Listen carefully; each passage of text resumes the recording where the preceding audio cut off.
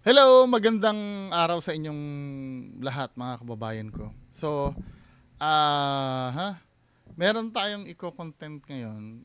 Maraming hindi na satisfy dun sa do sa content natin kahapon. Kay Diwata, yung para serye. Kasi parang minadali ko daw. Sige nga, medyo gagawa ko ng content ngayon na medyo naka-focus kay Diwata. Para wala naman kayong masabi. Sino ba naman ako para tumanggi sa inyo? Anyway, mga kababayan ko, meron ditong ah, video na pinasa sa akin. Ito ay galing kay, sino itong, ano na to? YouTuber. Kay KRA Stories. Na bigyan ko daw na reaction.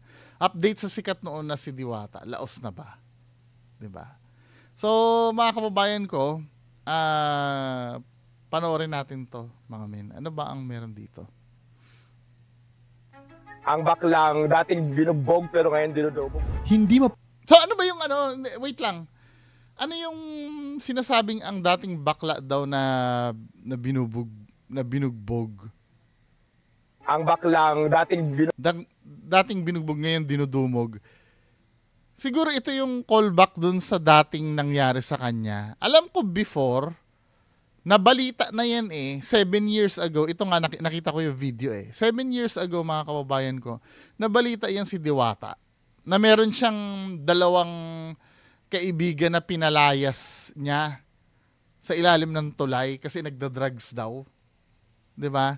Panoorin niyo tong clip na to, no? Dito siya parang medyo nakilala dito sa part na to. Alam ko nag-showtime na ito dati May segment sa showtime na pinagsalihan ito Tapos ganyan niya. Ma-personality na kasi siya dati. Pero ang commendable dito sa ginawa kasi ni Diwata, yung mga addict niya na kaibigan, pinalayas niya doon. Kasi nakatira sila sa ilalim ng tulay 'Di ba? Medyo natawa nga ako dito na nagalit daw ito mga suspect, nagalit sila kay Diwata kasi ano daw, ba't daw sila pinalayas, hindi niya naman daw pag-aari yung tulay. Oo nga naman, ba't mo palalayasin, hindi mo naman may-ari ng tulay. Hindi, baka mamaya naman kasi yung barang-barang na ginawa niya, si Diwata yung gumawa nun. Siyempre, kahit naman hindi niyo pag-aari yung tulay, syempre, yung mismong kubol na tinitirahan doon, siya siguro may gawa nun. Pero kahanga-hanga ang ginawa niya dito. Kahit na, 'di ba, nakatira lang siya sa ilalim ng tulay before, meron pa rin siyang parang may prinsipyo pa rin siya sa buhay niya na talagang hindi niya ginagawa yung mga ganyang bagay. Kumbaga, may morality pa rin na natitira sa katawan niya. So, dahil doon, inadmire siya ng mga tao nung nakaangat siya.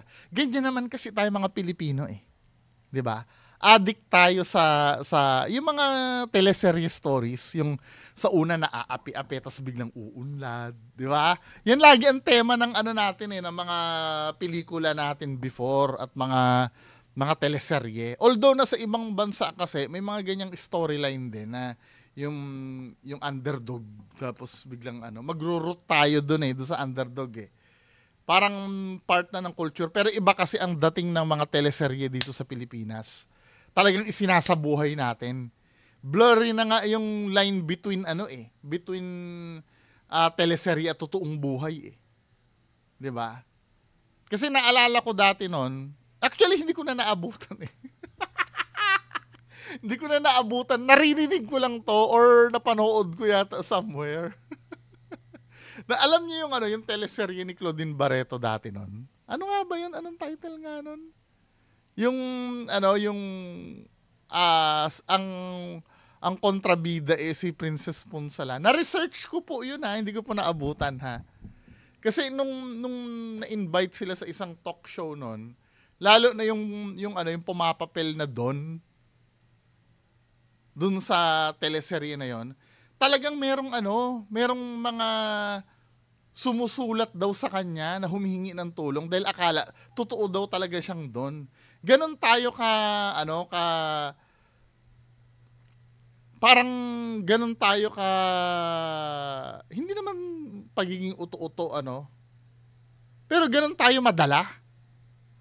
Just imagine teleserye, tapos iisipin mo ganun, tapos si Princess Punsalan daw ng kontrabida, binabato daw talaga siya ng ano, ng pag nadadaan siya sa mga public place, binabato siya ng kung ano-ano.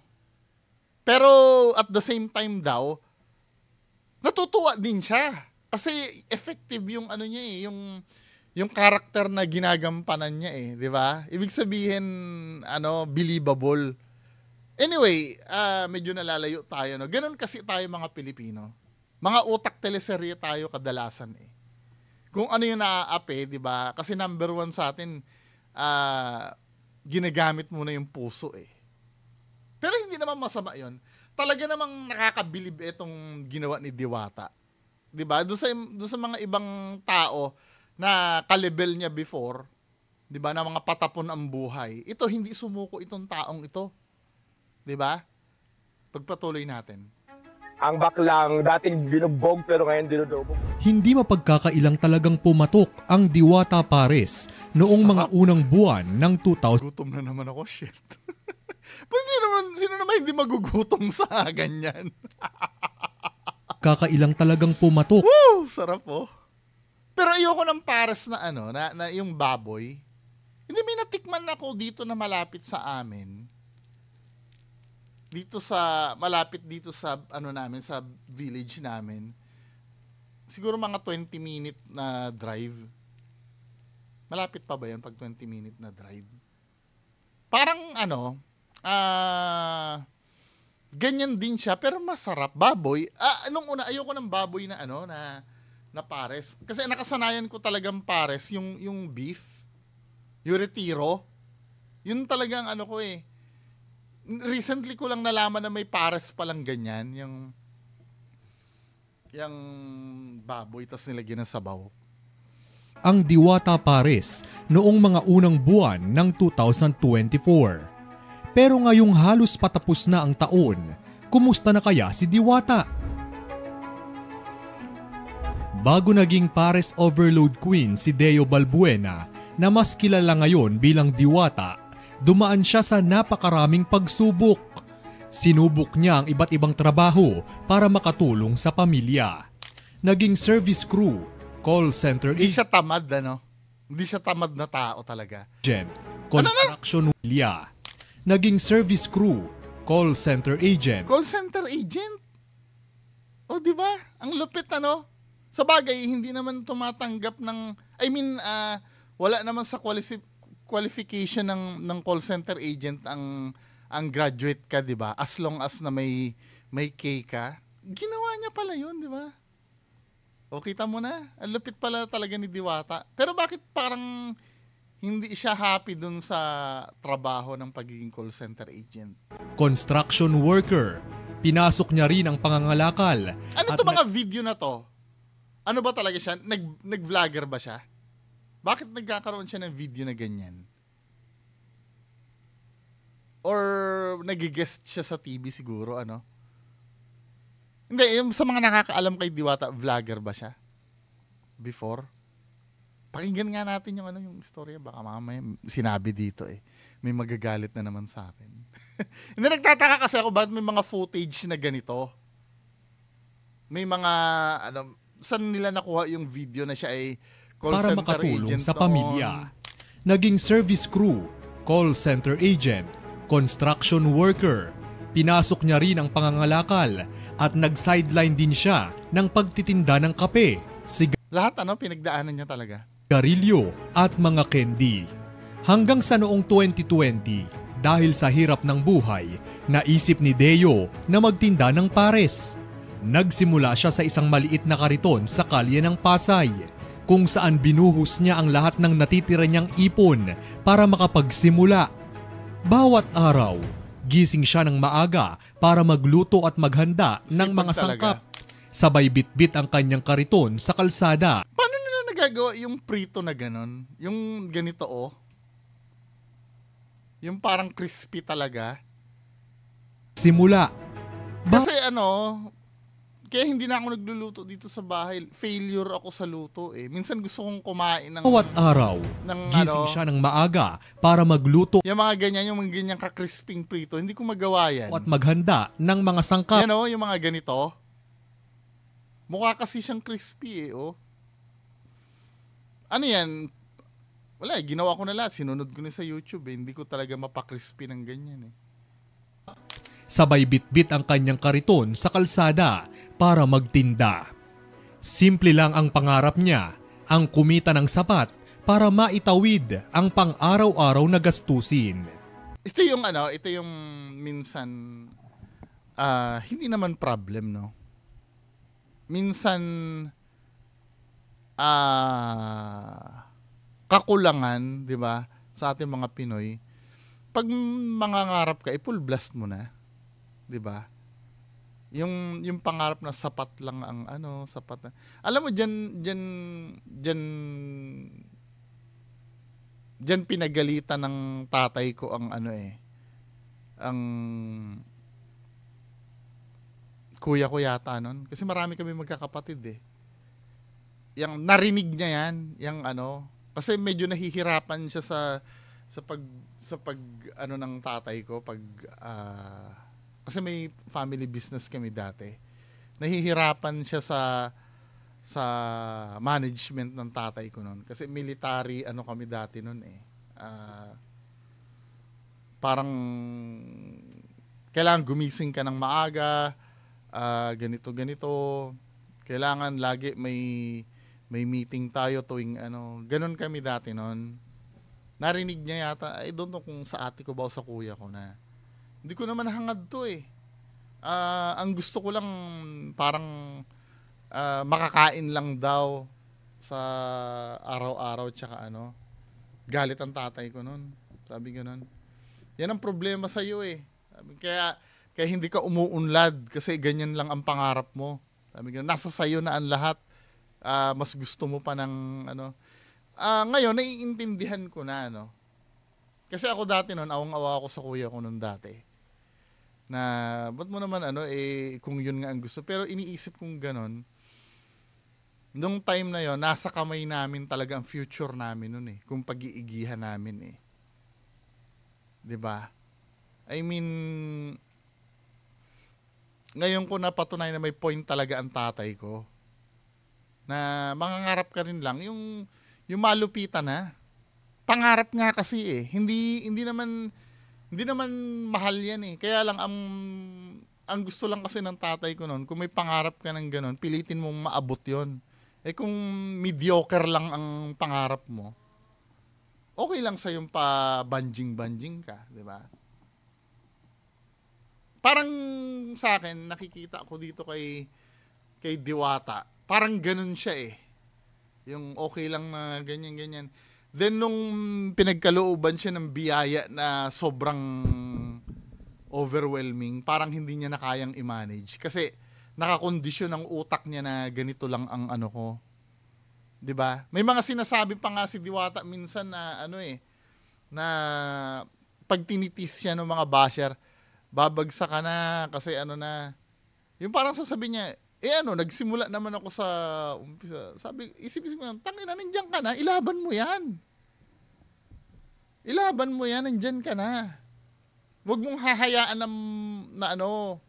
na mawala sa kamay mo yan. 'Di ba? Ganun dapat. Pero kung ang kondisyon talaga ng utak niya na, kaya ko naman mag-umpisa, kaya mawala yan, 'di ba? Yun ang mga dahilan eh. Pero, sige, buhay niya naman yan. Kaya lang, syempre, katulad ko, yung ibang tao nang hihinayang, nandyan ka na, ilaban mo. Di ba? Huwag mong pabayaan. Mula sa iisang munting branch sa Pasay, lumago ang Diwata Pares. Daming tao nun, pa ng isa sa Quezon City at isa pa sa Parañaque. Tila ba hinipan ng hangin ng swerte si Diwata. At halos triple ang laki ng kita mula nang maging viral sensation siya sa social media. Ang biglaang pag-usbong niya ay hindi rin talaga matatawaran. Parang hindi siya kasi handa dun sa buhay na ibinigay sa kanya ng Diyos. No? hindi pa siya masyadong na-train. Parang sanay siya sa parang daskol na na diskarte na kung ano meron sige, pero hindi siya sanay ng sunod-sunod na biyaya. 'Di ba? Tapos pag na-overwhelm siya, pinapakita niya yung talagang totoo. Hindi naman masama na magpakita ka ng totoong ugali, no? Kaya lang sometimes need mo kasing magpaka-professional eh. Hindi kasi pagiging plastic 'yon. Professionalism kasi ang tawag doon. 'Di ba? Kasi pag sinasabi mong plastic kasi, ginagawa mo yung isang bagay kahit hindi naman kailangan. 'Di ba? Ang pagiging professionalism, pagiging professionalism, kailangan gawin mo ang isang bagay kasi kailangan. 'Di ba? Kung nakukulitan ka sa mga fans mo nagpapapicture, kailangan mo magpaka-professional. Na sorry po, pagod na ako ha, magpapahinga lang ako, babalik po ako mamaya. Yung mga ganong pananalita, hindi. Wala akong time sa ganyan. Wag niyo muna akong kulitin. 'Di ba? Nakakalimutan niyang wala nagturo sa kanya noon.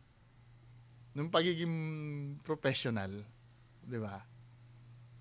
Lalo na't maraming kilalang personalidad ang tumulong. Tulad ni Rosmar na nag-donate ng 1 milyon, si Vice Ganda na nagbigay ng mga upuan. Feeling ko yung pag-donate ni Rosmar diyan, hindi naman actually donate yun eh. Feeling ko parang talent fee niya yun na naging endorser siya ng kumpanya ni Rosmar. Kay Rosmar ba yung shift? Napapansin ko kasi yun eh, panay ang suot niya ng shift eh.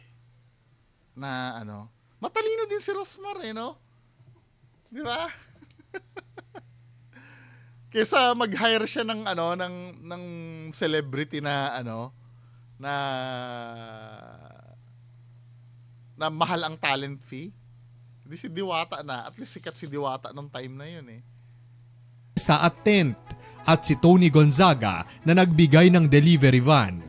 Talaga namang mula nang makilala siya ay biniyayaan si Diwata ng magagandang pagkakataon at suporta mula sa iba't ibang tao.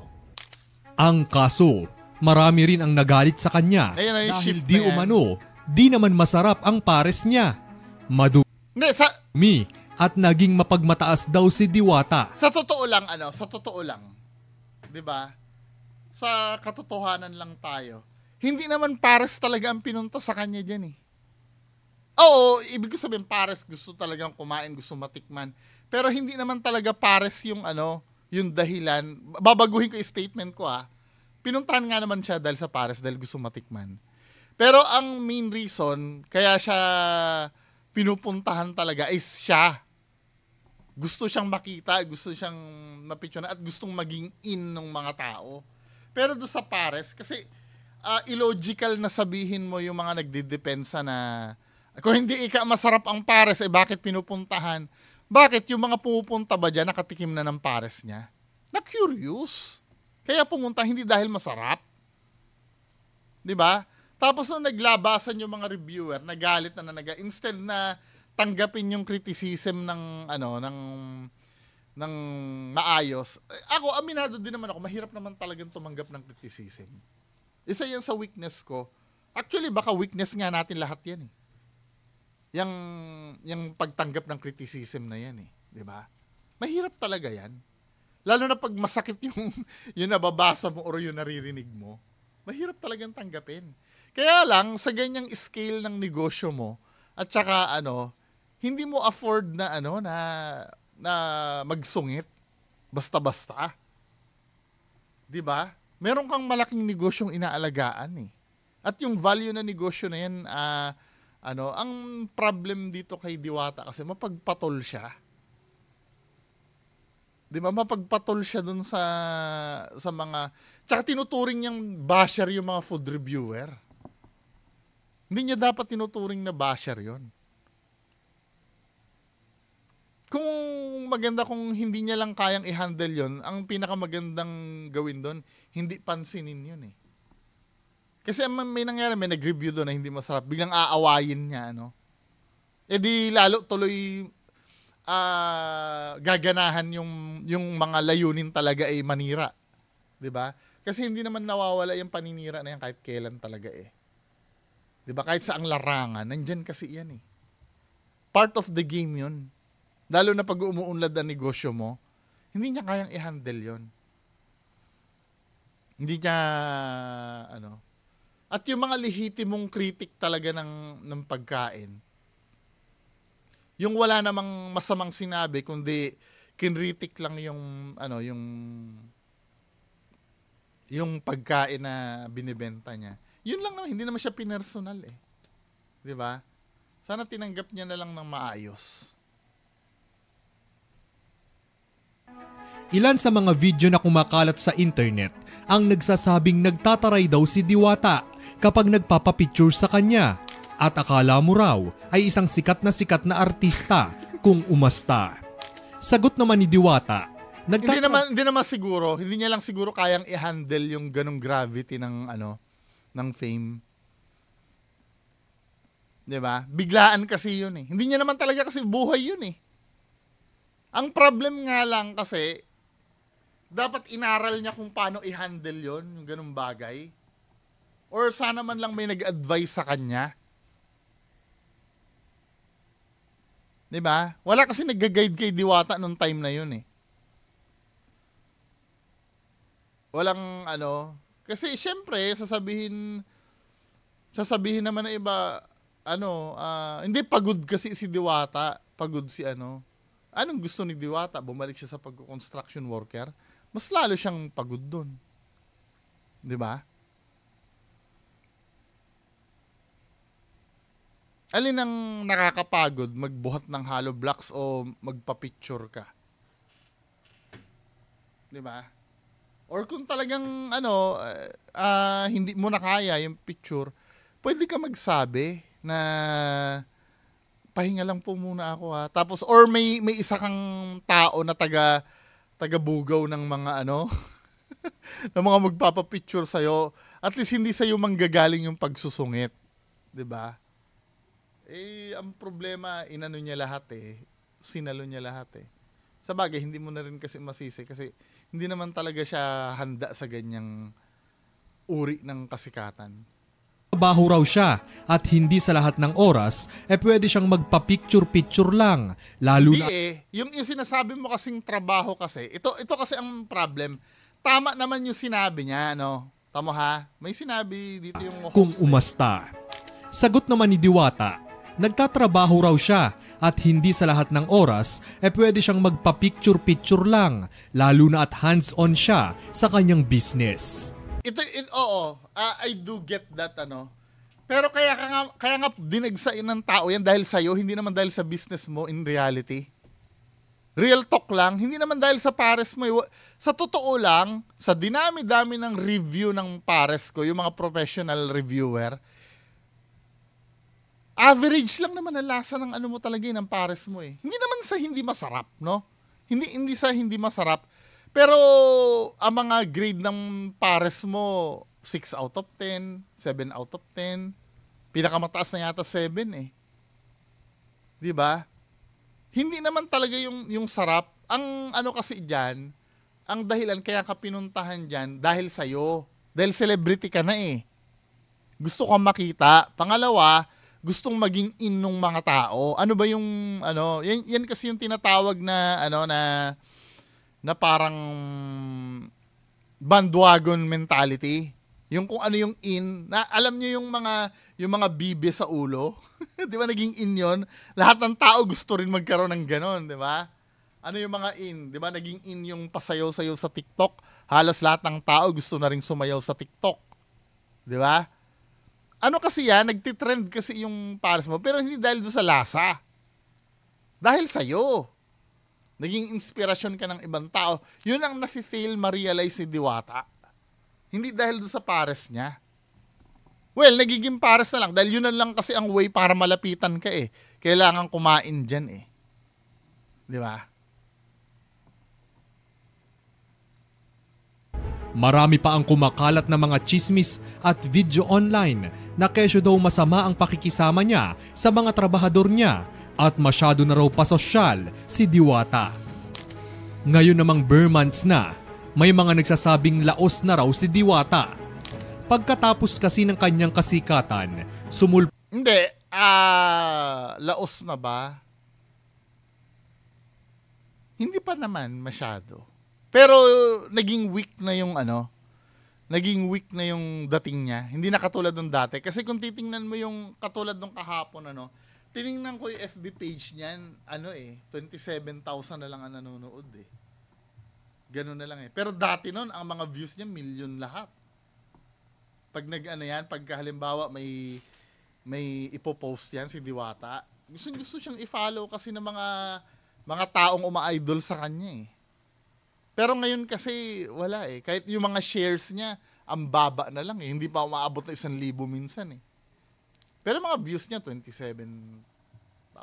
Pero maliit na yon kasi ang followers niya sa Facebook, 1 million eh. Ang liit nung 27,000 na yon, men. Diba? Parang na-lose na rin yung interest ng tao. Hindi naman siguro dahil sa pagsusungit niya. Kasi yung niya kasi, hindi naman kasi sustainable yan eh. Yang pagiging sikat mo eh. 'Di ba? Kasi unang-una, ito, i-accept natin yung reality Yung nagiging content naman ni Diwata about Pares. Yun at yun lang talaga eh. 'Di ba? Yung paglabas si Diwata magpapapicture hanggang sa dumating yung point na ang inaabangan na lang kay Diwata kung magsusungit ba siya dun sa tao. Or hindi na dahil hindi na dahil may bago siyang ipapakita.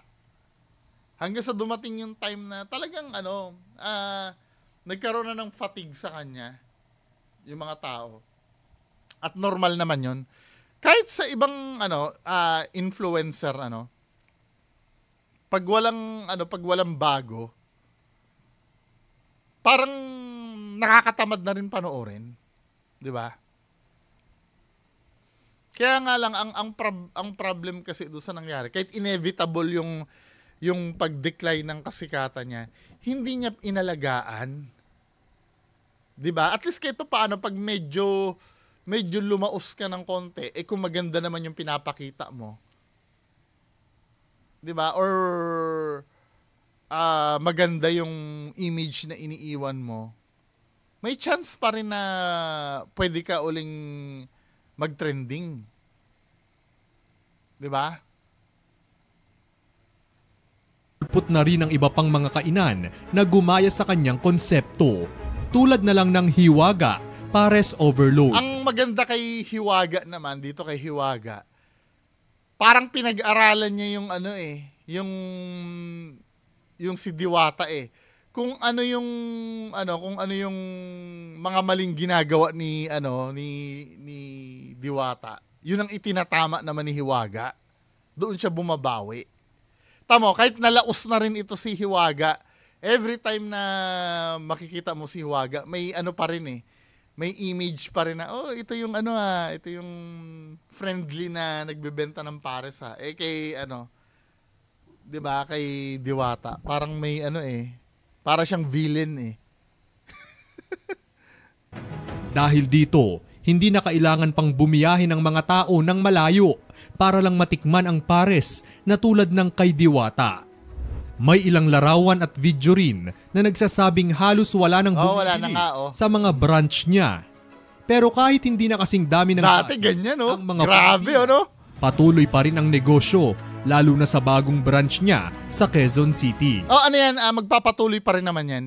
Pero wag na nilang i-expect na katulad nung dati. Na talagang binabagyo sila ng tao. Patuloy pa rin yan. Pero itong sa Quezon City, feeling ko talaga hindi si Diwata ang may-ari nito eh. Kaya naniniwala ba kayo si Diwata ang may-ari niyan? Ibang-iba kasi ang management nito eh. Oo, pumupunta-punta si Diwata doon, pero para siyang mascot eh. Iba ang atmosphere dito sa Quezon City eh. Minsan may bagong menu na lalabas sa Quezon City na kung tutuusin dapat laging nagsisimula sa main branch eh. To follow itong mga nangyayari, may bago dito na wala dun sa Katulad nung spaghetti, 'di ba? Walang spaghetti dun sa Pasay. Dito meron. Ano pa ba yung wala dito? Yung chocolate na yung milkshake dun sa kabila. Wala. 'Di ba? Tapos doon naman sa Pasay, nagkaroon ng crispy pata. Dito, I don't know kung meron dito. 'Di ba? Halata mong independent na nagiging patok pa rin tuwing normal na araw. Kumbaga, masasabi Dati grabe, ganyan na itsura no? Mga vlogger. Hindi man kasing lakas ng dati, hindi naman ito mukhang nalulugi dahil sa parami na rin ng parami ang mga empleyado ni Diwata. Dahil na rin sa mga kontrobersya, kaya hanggang ngayon nababanggit pa rin ang Diwata Pares sa social media at mas ang masakit nito, aabangan na lang yung mga negative na mangyayari sa kanya. Hindi na yung kung anong improvement sa paresan niya. Kasi kung magbibida lang siya ng ng mangyayari, parang wala ring gana yung mga tao eh. Pero pag halimbawa may nangyaring iskandalo dyan or saka uli mababalita yan. Dagpa ng kuryosidad sa mga tao para Ganyan dati at subukan ito. Plano ko talaga siyempre yumaman. Kaya ngayon, i-expand ko pa yung Diwata Pares Overload ko, Luzon, Visayas, Mindanao. Para yung iba hindi na pumila. Yan ang ambisyosong pahayag ni Diwata. Bukod sa Parang hindi si Diwata yung nagsasalita, Parang tinuruan siya ng niyang negosyo, dahan-dahan na ring nagbubukas si Diwata ng pintuan papunta sa showbiz. Kasali na siya ngayon sa FPJ's Batang Quiapo. Nagdagdag din siya ng Regular ba siya doon? Sa Batang Quiapo? Ibang food stall sa kanyang mga branch. May mga yung mga hotdog, manok. Wala namang ganyan. Yan yung chocolate overload na yan. Wala naman yun sa sa Pasay eh. Kaya halata mong dessert at iba pang pagkain na siguradong papatok sa masa. Kitang-kita na talagang ini-invest ni Diwata ang lahat ng kanyang kinikita para mas lalo pang palaguin ang kanyang negosyo at karir. Kung tatanungin kung kumusta na nga ba si Deo Balbuena aka Diwata ngayon, malinaw na malayo na ang narating. Ito pa nga lang neto lang yata naging post ang sa Pasay, di ba? Mas nauna pang maging post yung sa Quezon City. Kaya iba talaga may-ari nun. Buhay. Kaya nga gusto kong mangyari if ever na may mapupunta sa inyo sa Quezon City branch niyan. 'Di ba yung mga permit 'di ba naka-display doon sa establishment? Tingnan niyo nga kung sino nakasulat doon. Mula sa dating isang kahig isang tuka, kaya na niyang mag-organize ng isang bonggang birthday party at nagpakain pa ng libre sa Pasay kamakailan lang. Hindi pa natin alam kung hanggang saan at ano pa ang kahahantungan ng kapalaran ni Diwata. Pero sa ngayon, sa gitna ng iilang mga kontrobersya, ay makikitang lumalaban pa rin si Diwata sa mga hamon ng buhay at balak na mas magpayaman pa. Nagmula sa kalangitan, lumagapak sa kalupaan, narito na sa inyong harapan ang nag-iisang Diwata na mukhang kawatan. Enjoy it while it lasts. Pero feeling ko hindi naman na siya maghihirap. Mawawala lang siguro siya sa sa interest ng publiko, pero hindi naman siya maghihirap.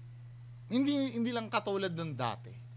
Kasi yung pagpapapicture sa kanya dati, lilipas yun eh. Lumipas na nga eh. Pero feeling ko magpapatuloy pa rin yung negosyo niyan. Pero sa Quezon City, feeling ko bibigyan ko yan hanggang mid ng 2025. Kalahating hanggang sa May 2025. Tingnan natin, no? Nagiging weak na yung Quezon City eh. Wala na ako masyadong nakita. Nag-close nga yun kasi may parang aayusin daw, etc. Anyway, mga kababayan ko.